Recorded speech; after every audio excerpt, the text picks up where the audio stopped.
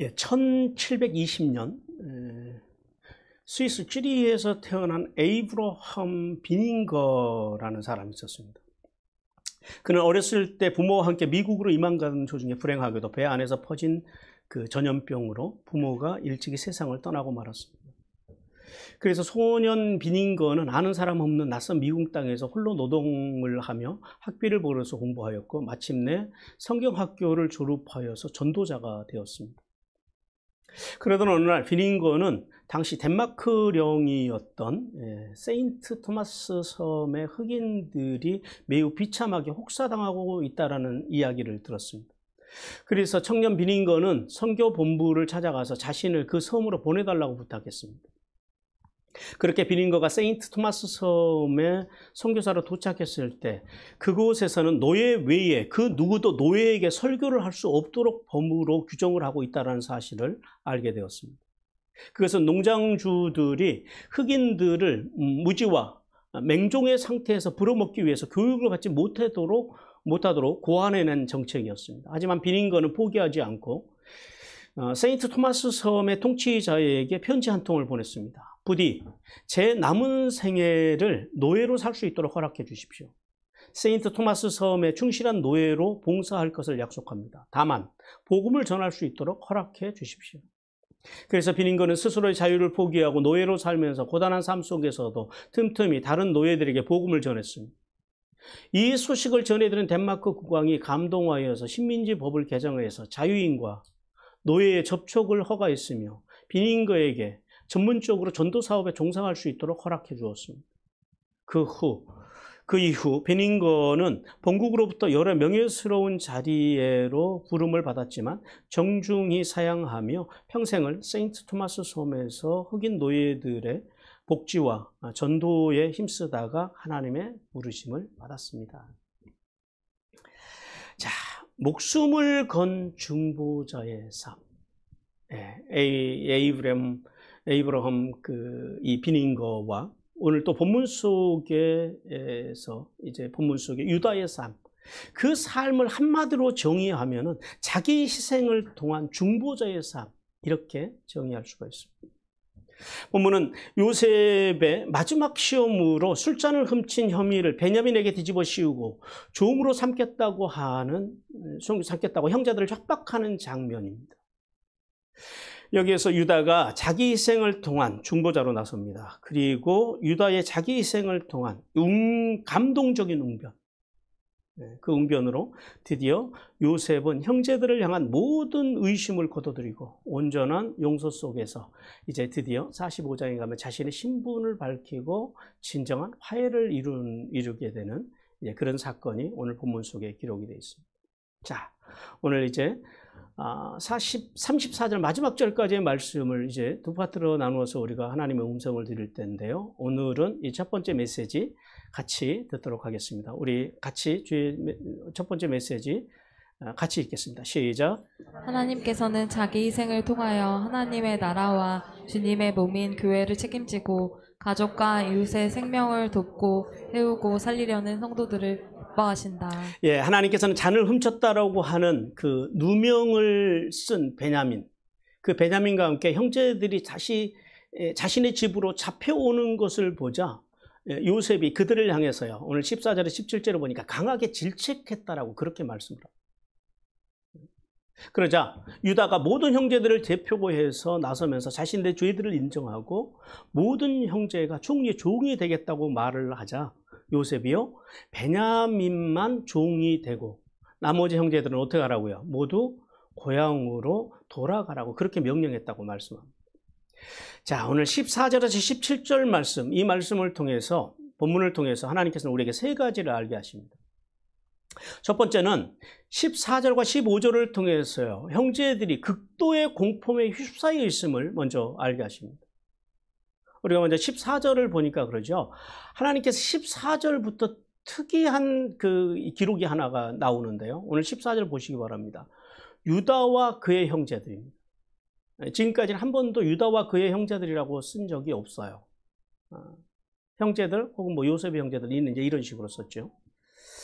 이 말씀을 통해서 하나님께서는 이제 지금서부터요, 누가 실질적인 이 형제들의 대표라는 사실을 보여주세요. 유다가 실질적인 형제들의 대표가 되었음을 알게 하십니다. 그리고 이제 또 한 가지, 오늘 본문에 보니까 그러죠. 14절에서 요셉이 아직 그곳에 있었다, 이렇게 말씀을 합니다. 자, 이 말씀을 통해서 알게 하시는 것이 뭐냐면은, 그 요셉의 형제들이요, 극도의 공포에 휩싸였음을 알게 하십니다. 왜 그러냐면은, 자, 잔 하나 훔친 문제잖아요. 근데 그 잔 하나 훔친 문제 때문에 지금 이 애굽의 총리가 출근을 안 하고 기다리고 있다라. 바쁜 사람. 총리가 출근을 안 하면요, 애굽의 국정이 안 돌아가는 그렇게 바쁜 양반이 출근을 안 하고 그 형제들을 기다리고 있다라고 하는 것. 그것이 형제들에게 어떤 의미로 다가왔을까요? 그 은잔을 훔친 사건이요, 큰 사건이다, 작은 사건이다, 결코 작지 않다라는 거죠. 얼마나 그 은잔을 훔친 문제에 대해서 애굽의 총리가 화가 났으면, 진노했으면 아직까지 출근도 안 하고 그 자리에서 그들을 기다리고 있다라는 거예요. 형제들은 그렇게 생각했다라는 거죠. 그래서 그 형제들이요, 오늘 본문에 보니까 뭐라 그래요? 그 공포에 사로잡힌, 이 극도의 공포에 사로잡힌 요셉의 형제들이 요셉의 얼굴을 보자마자, 총리의 얼굴을 보자마자 오늘 본문에서 뭐라 그러냐? 바로 땅에 엎드렸다 그럽니다.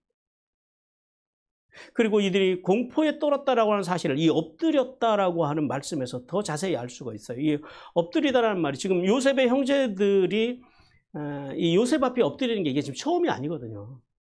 근데 전에는 엎드렸다라고 하는 표현을 원문에서 뭘 쓰냐면 샤하를 씁니다. 샤하라고 하는 말이 절하다, 엎드려다, 경배하다, 예배하다 이런 말이에요. 굽부려 절하다 이런 말인데, 그건 뭐냐면은 예의예요. 예의를 갖춘 거죠. 하나님께 예배하는 것, 그 다음에 신하들이 왕에게 가서 절하는 것, 이걸 이제 샤하라고 합니다. 근데 오늘 본문에서는 이 샤하가 아니에요. 나팔입니다. 나팔이라고 하는 단어를 썼어요. 그러니까 단순히 이게 뭐예요? 예의를 표하기 위해서 지금 엎드린 게 아니라요. 그들이 극도의 공포에 사로잡혀서 죄인으로서 잘못을 구하기 위해서 급하게 무릎을 꿇어 엎드렸다라고 하는 그런 의미예요. 그래서 우리가 이 14절, 15절을 통해서 요셉의 형제들이 얼마나 지금 큰 두려움에 사로잡혀 있는지를 알게 하십니다. 그리고 그 15절을 통해서 또 한 가지 알게 하시는 게 뭐냐면은, 요셉이 두 마디의 말을 통해서 형제들에게 마지막 시험의 말을 했다고 그래요. 하나는 뭐냐면 강한 질책입니다. 강한 질책. 자, 기본적으로 지금 이들의 생사 여탈권을 누가 가지고 있어요? 총리가 가지고 있죠. 요셉은 생사 여탈권을 가진 이 강력한 권위를 사용해서 과연 형제들이, 이 변화된 형제들이 어디까지 변했느냐라는 거예요. 이 형제들의 형제애가 어디까지인지를 알기 위해서 이 은잔을 훔쳐간 것을 통해서 형제들을요, 지금 강하게 질책하고 있다라는 거예요. 그리고 또 하나는 뭐냐면 강한 두려움을 심어줍니다. 어떻게 심어주냐면, 요셉이 형제들에게 강한 그 두려움을 심어주기 위해서 이런 말을 해요. 나 같은 사람이 점을 잘 치는 줄을 너희가 알지 못하느냐, 이렇게 말을 합니다. 이게 무슨 말이냐면, 베냐민이 잔을 훔쳐간 것을 어떻게 알았다라는 거예요. 점을 쳐서 알아냈다라고 하는 그런 의미의 말씀이에요. 근데 이제 실제로는 요셉이 점을 치는 사람은 아니죠. 그러니까 이걸 어떻게 받아들여야 돼요? 이게 한마디로 말하면 그거예요. 너희들은 절대 내 손아귀에서 벗어날 수 없다. 지금 이 말을 하고 있는 거예요. 그 말을 그렇게 했다라는 거예요. 그 다음에 이제 두 번째로 알게 하시는 것은 16절에서 유다가 형제들을 대표해서 순순히 죄를 인정하고 자신들이 책임을 지겠다고 그렇게 고백했다라는 사실을 알게 하십니다. 유다가 네 마디의 말을 16절에서 해요. 첫 번째는 그겁니다. 무슨 말을 하오리까 그래요. 무슨 말을 하오리까. 이 무슨 말이냐면, 이 어떤 의미냐면, 자신과 형제들이 변명의 여지 없이 이 비참한 상황에 빠져 있음을 인정하는 거예요. 이거 뭐 억울하다 말하다 그렇게 말할 그 어떤 그런 상황이 아니다라는 거죠. 그 다음에 두 번째는 무슨 설명을 하오리까 그래요. 이게 어떤 의미냐면, 지금 자신들의 상황이 어떤 상황이라고요? 하늘이 무너지고 땅이 꺼지는 것 같은 좌절과 낭패 속에 그들이 지금 자신들이 있음에 대해서 그렇게 고백하는 거예요. 그리고 세 번째 마디는 뭐냐면, 우리가 어떻게 우리의 정직을 나타내리까 그래요. 이게 어떤 의미의 말씀이냐면, 은잔을 발견한 것이, 은잔이 발견돼, 이 은잔의 이 사건이 하나님께서 자신들을 벌하시려고 만든 상황이라고 지금 이런 고백이에요. 왜 그러냐면은, 오늘 여기서 정직이라고 그러죠. 정직을 나타내니까 이게 번역이 좀 약해요. 이게 그 원문 히브리어에서는 차다크입니다. 차다크. 차데크가 무슨 뜻이에요? 의롭다라는 말이에요. 의. 그러니까 어떤 의요? 하나님 앞에서 의. 그러니까 이 상황이 의로우신 하나님의 역사라는 사실을 지금 인정하고 있는 거예요. 지금 하나님 앞에서 드리는 고백이라는 거죠. 그리고 이제 마지막 네 번째 마디는 그거예요. 하나님이 종들의 죄악을 찾아내셨사오니 우리가 다 주의 노예가 되겠나이다. 이렇게 말씀을 해요. 이렇게 말을 해요. 무슨 말이에요? 그 하나님께서 우리의 죄악을 찾아낸 그 모든 의로우신 하나님의 역사, 지금 우리에게 행하고 있는 이 역사를요, 이걸 인정하고 받아들이겠다는 이 모든 상황. 자, 그러나 이 유다의 이 네 마디의 고백을 통해서 우리가 알아야 되는 건 그겁니다. 이 고백은 자신들이 잔을 훔쳤다라는 의미가 절대 아니다라는 거예요. 어떤 의미를 갖냐면은 과거에 도단에서 저질렀던 그 돌이킬 수 없는 죄악, 즉 동생 요셉을 팔았던 죄악을 하나님께서요 22년인 지금 와서 적발하시고 이렇게 갚으시기 때문에 우리는 기꺼이 이 모든 상황을 받아들이겠다라고 하는 유다의 위대한 신앙 고백. 그리고 세 번째 알게 하시는 것은 17절입니다. 17절에서 유다의 고백과 그 고백을 담담하게 받아들인 형제들을 본 요셉이요, 이제 마지막 말을 해요. 마지막 시험의 말을 했다라는 사실을 알게 하십니다. 자, 모든 형제가 종이 되겠다고 하는 이 유다의 말에 대해서 요셉은 그럼 그러지 말고 잔이 발견된 베냐민만 종이 되고요, 남은 형제들 어떻게 하라고요? 다 고향으로 돌아가라고 이제 마지막 시험을 동생들에게 합니다. 형들에게 마지막 시험의 명령을 해요. 그런데 아마도 이 시험은요, 지금까지 요셉의 형제들이 요셉에게 당한 시험 중에서 가장 강렬한 시험이었다라는 거예요. 왜냐하면, 자, 보세요. 이 요셉의 형제들이 다 처자식이 있는 사람들이에요. 그리고 아버지가 홀로 계시다라는 거예요. 고향에 아버지가 홀로 계시고 다 처자식이 있는 상황에서 그런 형제들이 베냐민 하나 때문에 이국 땅에서 모두가 종으로 산다라고 하는 것, 이 선택이 지금 쉽겠어요, 어렵겠어요? 이건 어려운 거죠. 아무리 생각해봐도 그건 어리석은 일이라는 거예요. 근데 총리가 가래요. 베냐민 하나만 남겨놓고. 여러분 같으면 어떻게 하시겠어요? 뭐가 더 경제적이고 뭐가 더 진리적이에요? 가는 게 맞는 거죠. 그러니까 이 요셉의 말이, 이 요셉의 이 마지막 말이 지금까지 요셉의 형들이 요셉에게서 당했던 시험 중에서, 테스트 중에서 가장 난이도가 높은 테스트였다는. 자, 이 말을 한 요셉도 마음이 어땠을까요? 아마 모르긴 몰라도 요셉도 가슴이 두근두근 했을 거예요. 이게 지금 형제들 일이잖아요. 남의 일이 아니고. 과연 형들이 어떤 선택을 할까? 마지막 시험을 하고도 요셉도 가슴이 두근거리고 아마 매우 초조했을 거예요. 자, 이 세 가지의 사실. 특히 이 유다의 말과 이 형제들의 태도를 통해서, 오늘 본문을 통해서 하나님께서는요, 우리에게 두 가지를 말씀하십니다. 첫 번째, 하나님이 주신 메시지 같이 읽겠습니다. 시작. 성도는 속건제의 정신으로 자신의 잘못에 대하여 책임지려는 자세를 가져야 한다. 유다와 형제들의 입장에서 이 상황이 지금 얼마나 억울하겠어요. 누구도 잔을 훔치지 않았다는 사실을 형제들이 다 알아요. 그런데 지금 서슬퍼런 총리 앞에 끌려와서 질책을 당하고 있는 이 상황. 이게 얼마나 여러분 기가 막히고 코가 막힌 상황입니다. 그런데 여러분 본문을 읽으면서 좀 이상하게 생각되는 게 없습니까? 형제들이요, 은잔에 대한 변명을 1도 하지 않아요. 그죠?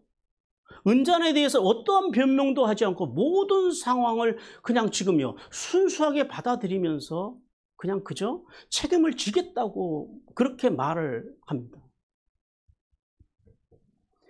여러분, 유다와 유다의 형제들의 수준이 지금 높아진 거예요? 낮아진 거예요? 예, 우리가 생각하는 그 이상의 수준으로 지금 높아졌다라는 거예요. 자, 그러면 무엇이 유다와 그 형제들을 이런 삶에 따른 이런 수준으로 끌어올렸느냐라는 거예요. 그들은 이 모든 상황이 무지한 동생 요셉을 미디안 상인들에게 팔아넘기고, 아버지에게는 어떻게 했어요? 아버지에게는 오늘까지 아들을 죽음으로 모은 아버지라고 하는 그 죄책감에 빠져 살게 한 죄,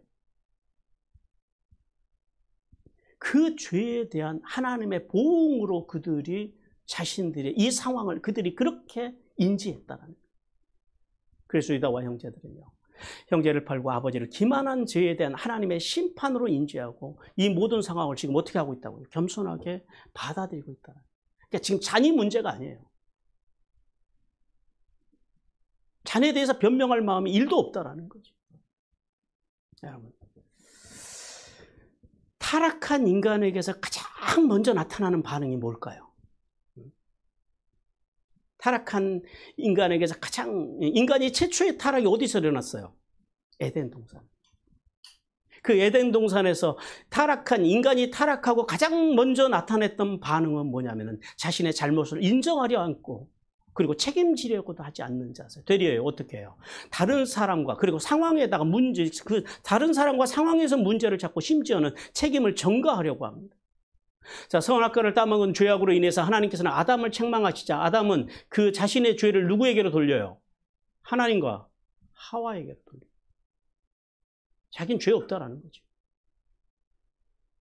그리고 하와에게 물으니까 하와는 죄를 누구에게로 돌려요? 뱀에게로 돌려요. 우리 창세기 3장 12, 13절 같이 읽겠습니다. 시작. 아담이 이르되 하나님이 주셔서 나와 함께 있게 하신 여자 그 나무 열매를 내게 주므로 내가 먹었나이다. 여호와 하나님이 여자에게 이르시되 내가 어찌하여 이렇게 하였느냐. 여자가 이르되 뱀이 나를 꿰므로 내가 먹었나이다. 네, 이것이 죄를 지은 타락한 인간이 가장 먼저 보인 반응이라. 하나님 앞에서. 여러분, 성도가 기억해야 할 것은요, 자신의 잘못을 인정하지 않고 뉘우치지 않는 자는요, 결탄코 하나님의 긍휼을 받을 수 없다라는 사실을 알아야 됩니다. 그리고 결국 자신의 죄를 인정하지 않는 사람, 자신의 잘못을 인정하지 않는 사람들은 하나님을 거짓하는 이로 만드는 무서운 죄에 빠진다는 사실도 기억을 해야 됩니다. 요한일서 1장 10절 같이 읽습니다. 네가 범죄하지 아니하였다 하면 하나님을 거짓말하는 이로 만드시는 것이 또한 그의 말씀이 우리 속에 있지 아니하니라. 따라서 성도는 인간이 하나님의 용서를 받지 못하고 지옥에 가는 것이 죄를 지어서가 아니라 왜 그렇다고요? 쉬워요. 회개하지 않기 때문에 하나님의 용서와 제사함을 받지 못한다는 사실을 깨달아야 됩니다. 그러므로 성도는 요셉의 형제들과 같이 도저히 이해가 안 되는 고난 속에서도 자신들의 죄악을 먼저 바라보고 인정할 줄 알고 책임지려는 성숙한 신앙으로 성숙해 가기를 주님께서 원하십니다. 그리고 두 번째 하나님께서 주시는 깨닫게 하시는 그겁니다. 두 번째 메시지 같이 읽겠습니다. 시작. 성도는 하나님 앞에서 죄를 감출 수 없음을 깨달아야 한다. 예, 오늘 본문에 보니까 유다가 이렇게 고백을 해요. 하나님이 종들의 죄악을 찾아내셨사오니 이렇게 고백을 합니다. 무슨 고백이에요? 아무리 인간이 죄를 교묘하게 감추려고 해도 하나님은 인간이 생각하지도 못한 곳에서 그들의 죄와 그들의 수준을 드러나게 하신다. 아무리 사람이 근사한 척하고 살아도요. 우리가 전혀 생각하지도 못하는 곳에서 하나님께서 우리의 수준과 우리의 죄를 드러내신다라는 것. 그리고요, 반드시 죄에 대한 대가를 받게 하신다라고 말씀합니다. 왜냐하면 하나님은 우리의 모든 일거수일투족을 감찰하시며 우리의 마음에 품은 생각까지도 모두 아시는 분이기 때문입니다. 시편 139편 3절 같이 읽습니다. 시작. 나의 모든 길과 내가 눕는 것을 살펴보셨으므로 나의 모든 행위를 익히 아시오니. 예, 이스라엘 백성들이 가나안을 정복할 때 어디서 이스라엘 백성들이 출애굽한 이후에 최초의 패배를 당해요? 아이성. 가장 보잘것없다고 생각했던 그 아이성에서 패배를 당해요. 왜 패배를 당해요? 헤렘. 헤렘이 뭐냐면 하나님께서 멸망하시기로 하나님께 바쳐진 성 여리고. 여리고는요, 그냥 다 하나님께 바쳐져야 되는 첫 성입니다. 첫 정복지예요. 가나안에서. 그런데 거기서 아간이라고 하는 사람이요, 하나님의 명령을 어기고 물건을 훔쳐서 아무도 모르게, 하나님조차도 모를 것이라고 생각을 하고 그것을 탐욕에, 탐심에 젖어서 그걸 감추어요. 그래서 이스라엘 백성들이 망하는 거예요. 그래서 첫 패배를 맛봤다라는 거예요. 그 사건 하나 때문에. 자, 우리가 아간을 통해서 알 수 있는 게 뭐야? 아간은 광야에서 수많은 기적을 경험한 사람입니다. 근데 그 안에 뭐가 없었다고요? 아간 안에는. 어떤 신앙이 없었다고요? 우리말로 하면은 빠님의 신앙. 하나님에 대한 두려움이 없었다는 거예요. 하나님도 믿고, 오늘로 말하면 교회도 다니지만은 하나님을 전혀 의식하지 않아요. 그리고 자기 생각, 자기 탐욕을 쫓아서 살았던 빠님의 신앙이 결여된 자였다라는 거예요. 그런데 오늘날 교회 안에요, 이런 아간과 같은 자들이 얼마나 많느냐. 예, 고사성어 중에 이게 익숙치 않은 고사성어긴 한데요, 장두롬이라고 하는 고사성어가 있어요. 예, 감출장, 머리두, 이슬로, 꼬리미라고 하는 그런 그 고사성어인데요. 이게 어떤 의미냐면 타조가 막 쫓기다가 급하니까 가시덤불이 있으니까 가시덤불 속에다가 머리만 그냥 쳐박아요. 그리고 몸뚱아리는 그대로 바깥에 있는 상태. 그 상태를 일컫는 말이 이게 장두롬입니다. 우리나라에도 그런 새가 있죠. 꿩입니다. 꿩. 꿩이 급하면은요, 머리만 쳐박아요. 그리고 숨었다고 자기가 생각을 하는 거예요. 이걸 이제 장두롬이라고 합니다. 당장 눈앞에 있는 사람들의 말과 눈이 무섭다고 해서 모든 것을 아시는 하나님 앞에서 머리만 쳐박고 숨었다고 생각하는 이 타조나 꽁처럼 서슴없이 거짓과 기만으로 살아가는 사람. 이런 사람들이 교회 안에 너무 많다라는 거예요. 이게 하나님의 아픔이다. 따라서 성도는 두 가지를 기억해야 돼요. 하나는 뭐냐면 지금도 하나님께서는 우리의 마음과 생각과 언어와 행동과 인격을 불꽃 같은 눈으로 감찰하신다는 사실을 알아야 돼요. 그리고 또 하나는 우리는 살아가는 동안에 죄를 안 지을 수 없는 존재라는 거예요. 우리가 죄를 왜 짓는다고요? 살아있으니까. 살아있는 동안에 우리는 늘 죄 가운데 살아가고 실수하고 넘어지고, 그것이 우리라는 거예요. 그러니까 자, 이제 그럼 마지막으로 우리가 알아야 되는 게 있어요. 그래서 뭘 잘하고 살아야 된다고요? 쉬고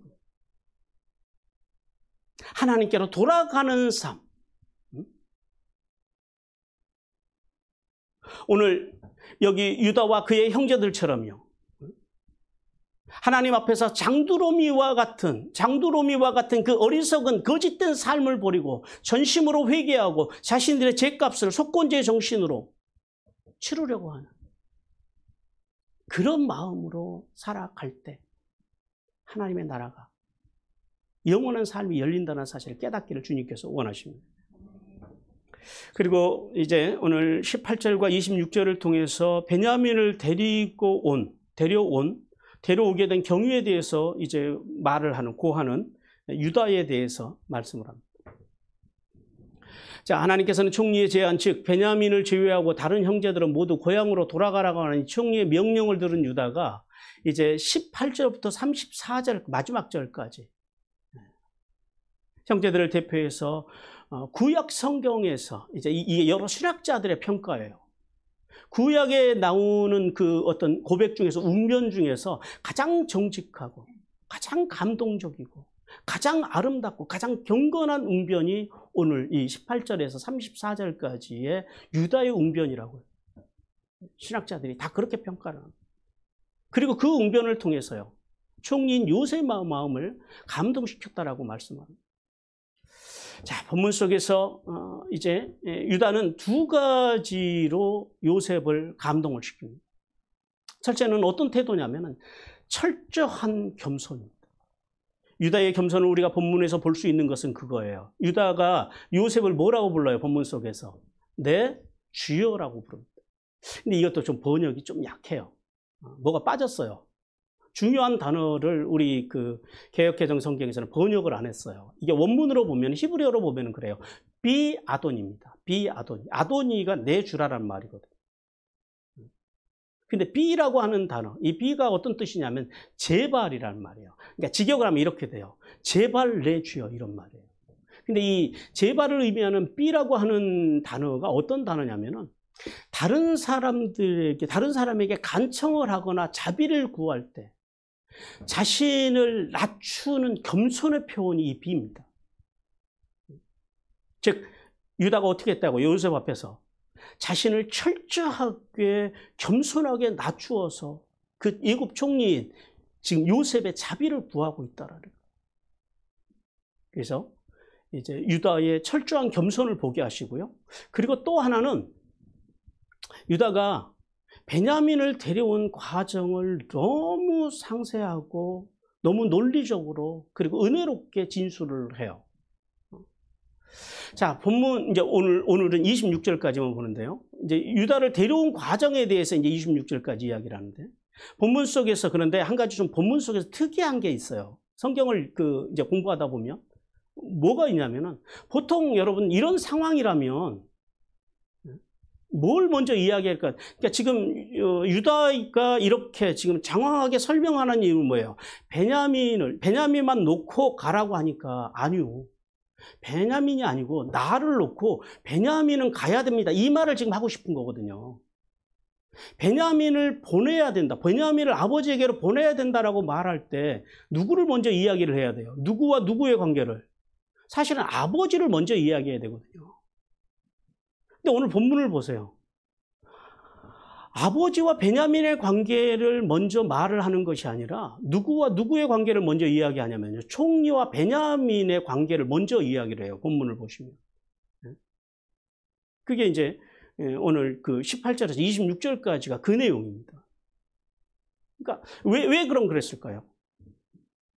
베냐민을 보내기 위해서는 아버지 때문에 베냐민을 그래서 보내야 됩니다. 이게 돼야 되는데 요셉이 그게 아니고 당신이 베냐민을 데리고 오라고 했지 않냐?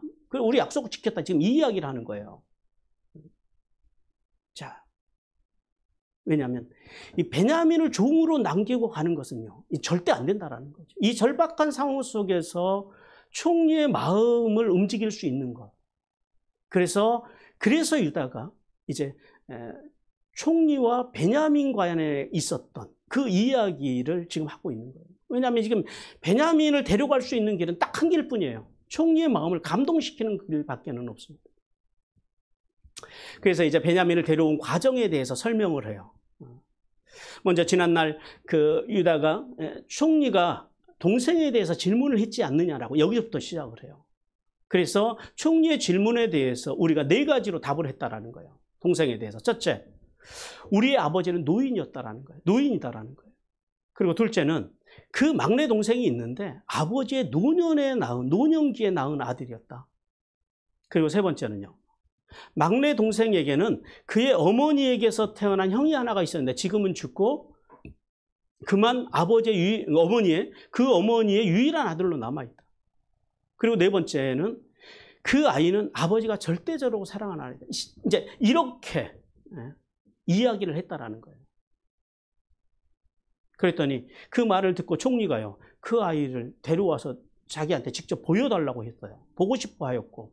그래서 자신들은 막내 동생과 아버지는 분류시키면은 우리 아버지가 잘못하면 돌아가십니다. 그래서 데려올 수 없습니다라고 말씀을 드렸어요.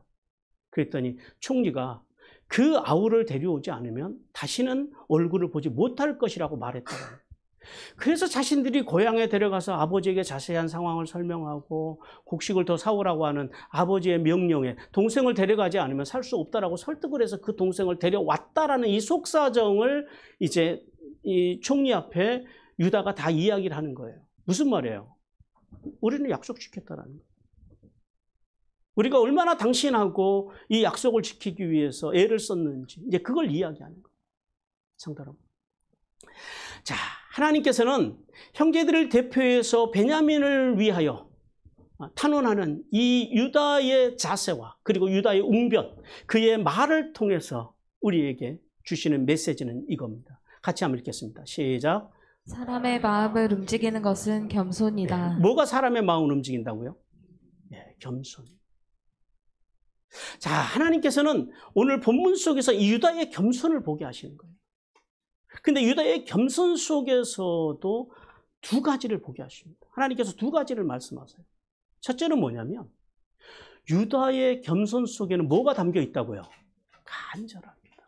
간절함. 자, 지금 유다가 어떤 자세를 가지고 지금 총리 앞에 간구하고 있어요. 마치 하나님께 간구하듯이 그렇게 애굽의 총리에게 간절한 겸손으로 호소하고 있다는 거예요. 왜 그래요? 베냐민을 살릴 수 있는 길은 뭐밖에 없어요? 애굽 총리의 마음을 감동시키는 길 외에는 없다라는 거예요. 그래서 오늘요, 그 간절함을 담아서 총리의 마음을 움직이려고 애를 쓰고 있다는 거예요. 성경 속에는 이런 그 간절함으로 예수님의 마음을 움직인 그 여인의 이야기가 마태복음 7장에 가면 나옵니다. 헬라인이고 그리고 수노보니가 여인에 대한 말씀이 기록되어 있어요. 그녀는 귀신 들린 딸을 고쳐주시기를 바라고 예수님께 호소를 합니다. 그런데 예수님께서 이렇게 말씀하세요. 자녀의 떡을 취하여 개들에게 던짐이 마땅하지 아니하다 이렇게 말을 합니다. 그랬더니요, 그녀가 예수님을 향해서 이런 간절한 고백을 드립니다. 마태복음 7장 28절 같이 읽겠습니다. 시작. 여자가 대답하여 이르되 주여 올소이다마는 상 아래 개들도 아이들이 먹던 부스러기를 먹나이다. 자, 이 간절함, 이 간절하고도 큰 믿음의 고백을 드린 예수님께서는 그녀의 믿음을 칭찬해 주십니다. 그들의 간절함, 그녀의 간절함을 주님께서 받아주십니다. 그리고 그녀의 딸을 고쳐주셔요. 자, 여러분 안에 이런 간절함이 있느냐는 거예요. 나는 예수님이 아니면 안 된다. 이런 절박하고도 간절한 믿음이 있느냐라는 거예요. 더 나아가서요, 이 수로보니가 여인처럼 우리가 이렇게 신앙생활을 하고 열심히 교회를 다니는 목적이 뭐예요? 끝에 뭘 보기 위해서요? 하나님의 나라죠.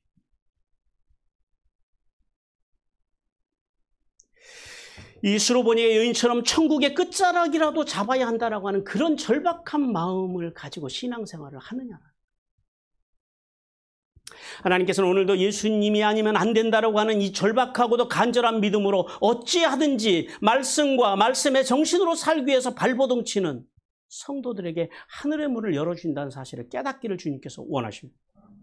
그리고 더 나아가서 그러한 성도들에게 하늘의 복과 땅의 복을 주시며 영생의 복을 허락해 주신다는 사실을 깨닫기를 주님께서 원하십니다.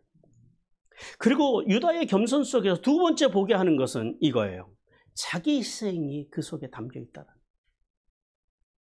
자, 유다가 아버지를 위하여, 베냐민을 위하여, 그리고 가족들을 위하여 애굽의 총리에게 자신의 목숨을 내어 걸고 탄원을 합니다. 이러한 유다의 모습 속에서, 이 모습에서 자기 희생을 통하여 인류를 구원하시기 위해 오신 예수 그리스도의 모습을 우리는 발견합니다. 히브리서 9장 26절 같이 읽습니다. 시작. 그리하면 그가 세상을 창조한 때부터 자주 고난을 받았어야 할 것이로되 이 자기는 한 번의 제물로 드려 죄를 없이 하시려고 세상 끝에 나타나셨느니라. 그리고 이 자기 희생을 통한 민족의 구원, 또 누가 또 한 사람이 생각나지 않으세요? 네, 에스더. 자, 에스더 4장 16절도 같이 한번 읽어봅니다. 시작.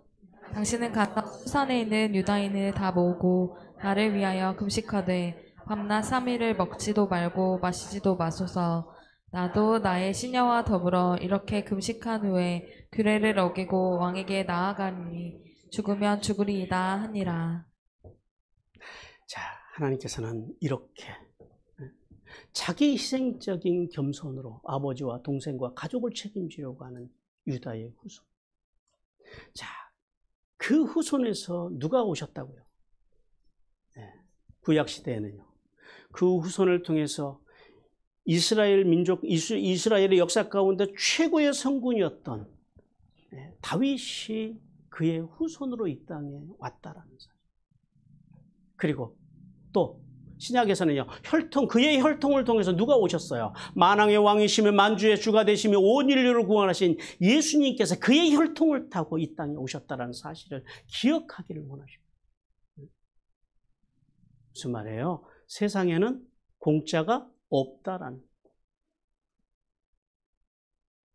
우리가 하나님 앞에서 옳게 바르고 정직하게 그리고 겸손하게 이렇게 간절함으로 그리고 자기 희생적인 겸손함으로 살아가는 성도들에게요, 하나님께서 유다와의 후손들에게 복을 주신 것처럼 우리의 인생에도 복을 주실 것이라는 사실을 깨닫기를 주님께서 원하십니다.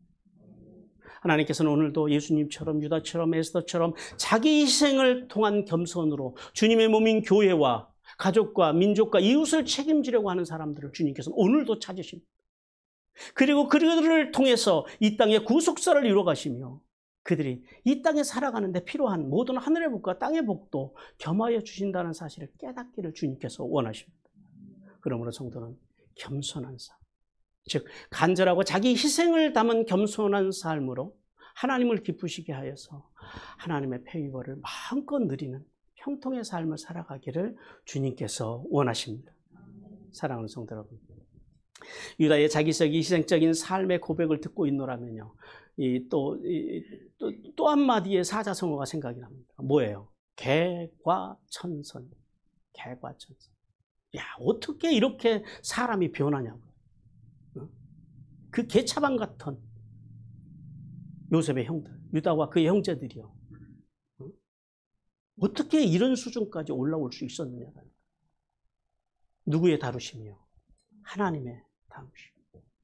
근데 이게 보통 수준이 아니에요, 여러분들. 왜냐하면 아무리 우리가 변화되어지고 아무리 우리가 성당했다 할지라도요, 이렇게 형제 간에 자기 희생을 통해서 중보자의 삶을 산다고 하는 게 이게 절대 쉬운 일이 아닙니다.